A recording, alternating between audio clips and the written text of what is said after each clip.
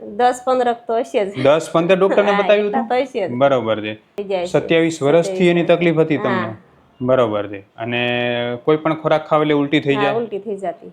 સંજીવની આયુર્વેદ હોસ્પિટલની online team દ્વારા પેશન્ટને કેટલો ઝડપથી નિદાન થાય છે અને કેટલો ઝડપથી ફાયદો થાય છે, સાથે સાથે જેમ જૂના પેશન્ટ હોય, લાંબા સમયથી પરેશાન હોય, જેમને એસિડિટી અને ગેસની ખૂબ લાંબી સમસ્યાઓ રહી હોય, એવા પેશન્ટને કેટલું સરસ રીતે રિઝલ્ટ મળે છે, એની માટે આજે મારી સાથે ચંપાબેન છે કે જેમણે સૌથી પહેલાં મારી પાસે ઓનલાઈન દવા કરાવી હતી. અમારી ટીમના ડૉક્ટર કેન્સીબેન સાથે વાત કરીને ઓનલાઈન દવા મંગાવી હતી અને એના પછી 2 વખત અહીંયા આવીને પંચકર્મા સારવાર કરાવી. અમરેલીથી અહીંયા આવે છે અને એ પંચકર્મા સારવારને અત્યારની ટ્રીટમેન્ટથી એમને કેટલું સારું છે એ આપણે એમના મોઢેથી જ સાંભળશું.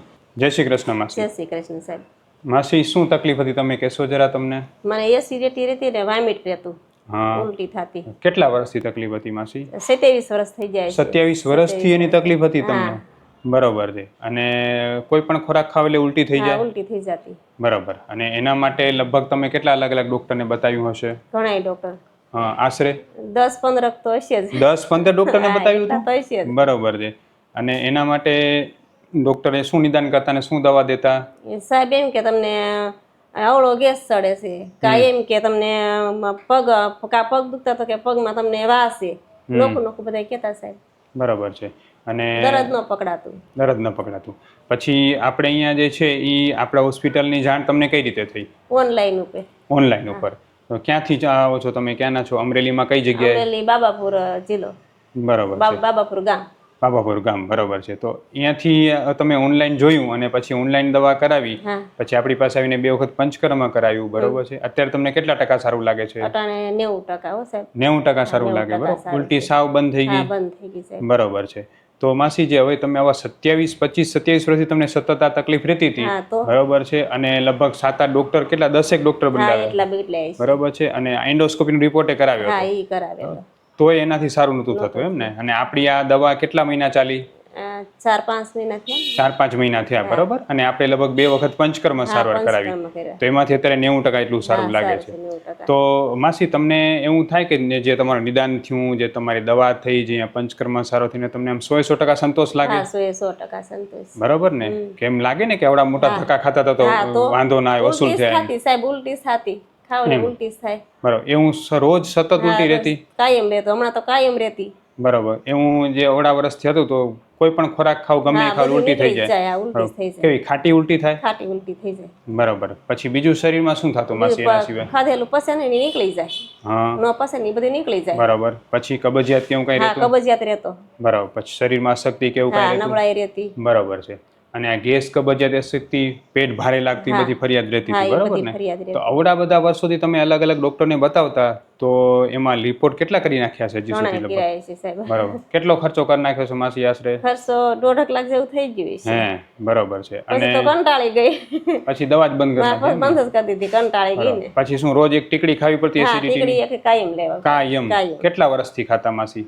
એ 7-8 વર્ષ થઈ જાય છે. 7-8 વર્ષથી રોજ એક ટીકડી કાયમ ખાવી પડતી? ટીકડી લ્યો લેવી જ પડતી. લ્યો તો રાહત રહે? તો રાહત રહે. ન લ્યો તો શું થવા માંડે? ઉલટી થાય. ઉલટી થાય. પછી બળતરા કેવું કઈ થાય? બળતરા રહે, છાતીમાં બળ્યા કરે. છાતીમાં બળ્યા કરે. બરોબર છે. પછી માસી, તમે જ્યારે એન્ડોસ્કોપી કરાવી હતી તો ડોક્ટરે શું નિદાન કર્યું હતું એમ? સાહેબ કે તમને વાલ જરાક ઢીલો પડ્યો છે. અન્નળીનો વાલ ઢીલો છે એટલે પિત્ત ઉપર આવી જાય છે, બરોબર? એટલે તમારે કાયમ દવા લેવી પડશે. એટલે કે તમારે ધીમું ધીમું ખાવું. બરોબર છે. અને બધું એમ ટેક રાખતા, બધું ધ્યાન રાખતા તો એસિડિટી તો થઈ જ જતી ને? થઈ જ જતી. અને જો એસિડિટીની ટીકડી એક દી પણ ન ખાધી હોય એટલે ઉલટી થઈ જાય? ઉલટી થઈ જાય. બરોબર. ખાટી જ ઉલટી થાય? હા, ખાટી જ ઉલટી. દિવસમાં કેટલી વાર ઉલટી થાય? દિવસે એકાદી વાર થાય, પણ રાતે થઈ જાય. રાતે બધી થઈ જાય? રાતે હુવા ન દે. આખી રાત હુવાય નહીં. કેમ, શું થાય રાખે? તો બળાસ કરે છાતીમાં. છાતી બળ્યા કરે? બળ્યા કરે એટલે પછી હાલું, પછી શું કરું? ઊંઘ જ ન આવતી. ઊંઘ જ ના આવે? તમારી દવાથી બહુ સારું છે. અને અત્યારે જરાય ઉલટી નથી થતી. બરોબર. પછી માસી, તમે જ્યારે અહીંયા આવ્યા હતા એનાથી પહેલા તમે આપણી ઓનલાઈન ડોક્ટર સાથે વાત કરી હતી, બરોબર છે? તો તમને એવું નિદાન લાગ્યું કે જાણે મેં જ નિદાન કર્યું ને બધું વ્યવસ્થિત એવી રીતે જ બધું તમને પૂછ્યું હતું? હા, બધું તમને વ્યવસ્થિત સમજાવ્યું હતું? વ્યવસ્થિત કીધું. કોઈ પ્રોબ્લેમ નહીં? તમને એમ લાગે ને કે ઓનલાઈન ડોક્ટરો પણ બધા વ્યવસ્થિત જ છે? સ્ટાફ બહુ સરસ છે. બરોબર. બધો સ્ટાફ સરસ છે. હા. અને જ્યારે ટ્રીટમેન્ટ બહુ સરસ કરે છે. ઓનલાઈન જ્યારે તમે વાત કરી હતી, દવા મંગાવી હતી, તો પહેલા જ વખતેની દવાથી કેટલો ફરક લાગવાનો શરૂ થયો હતો? ઘણો 30-40% થઈ ગયો હતો. બરાબર. પછી તમે જ્યારે અહીંયા આવ્યા અને આપણે પંચકર્મ સારવાર કરી હતી, આજે બીજી વાર પંચકર્મ સારવાર કરી, આપણી પંચકર્મ સારવાર 2 વાર થઈ, આ બધું થયું તો તમને અત્યારે બહુ સારું લાગે છે હા ને? બહુ સારું છે. ને ઓલી ગોળી જે એસિડિટીની ગોળી 7 વર્ષથી ખાતા હતી, સા બંધ થઈ હા ગઈ? ઈ બંધ થઈ ગઈ. એ કેટલા દિવસમાં બંધ થઈ ઈ ગઈ હતી? લેતી બીપી ની લેતી ઈ બંધ થઈ ગઈ. બીપીની ગોળી બંધ થઈ ગઈ ને એસિડિટી, કોલેસ્ટ્રોલ બધી બંધ થઈ ગઈ. બધું નોર્મલ આવે છે? અત્યારે નોર્મલ આવે. બીપી મપાવો છો? હા મપાવું છું. એ નોર્મલ આવે છે. હું ડૉક્ટર વિશાલ પંડ્યા, એક MD આયુર્વેદ ડૉક્ટર છું. મેં મારો 10 વર્ષ સુધીનો MD આયુર્વેદનો અભ્યાસ જામનગરની વિશ્વ પ્રસિદ્ધ આયુર્વેદ કોલેજમાંથી કરેલો છે.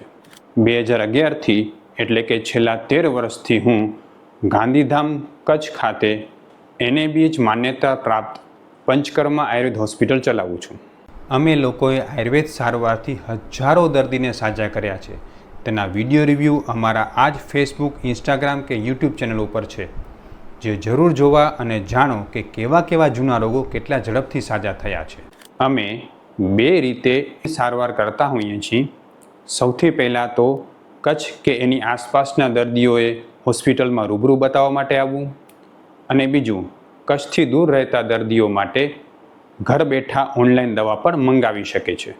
વધુ માહિતી માટે નીચેના નંબર ઉપર હાય લખીને વોટ્સએપ કરો, એટલે તમને ફીસ કેટલી છે, કોર્સ કેટલો કરવો પડશે વગેરે માહિતી વોટ્સએપમાં મોકલી આપશું. પછી તમારા માધ્યમથી હું એ કહેવા માગું છું કે જ્યારે આયુર્વેદની સારવાર છે એ ગુજરાતમાં ઘરે સુધી પહોંચાડવી હોય આપણે, તો ખરેખર ઓનલાઈન કન્સલ્ટેશનથી અમારી જે ટીમ છે એ ટીમ અમારી એટલી બધી કારગર અને વ્યવસ્થિત રીતે સ્કિલ્ડ છે કે એ બધા લોકો સુધી જે છે આયુર્વેદની સારવાર પહોંચાડે છે. લોકોના બધા પ્રિસ્ક્રિપ્શન અને ડાયટને સમજીને એની બધી જ સમસ્યાઓ મારા સુધી પહોંચાડે છે ને હું એની દવાઓ એમના સુધી પહોંચાડું છું. એને કારણે જે છે એ શું થાય છે કે ઝડપથી લોકો સુધી આયુર્વેદ સારવાર પહોંચે છે.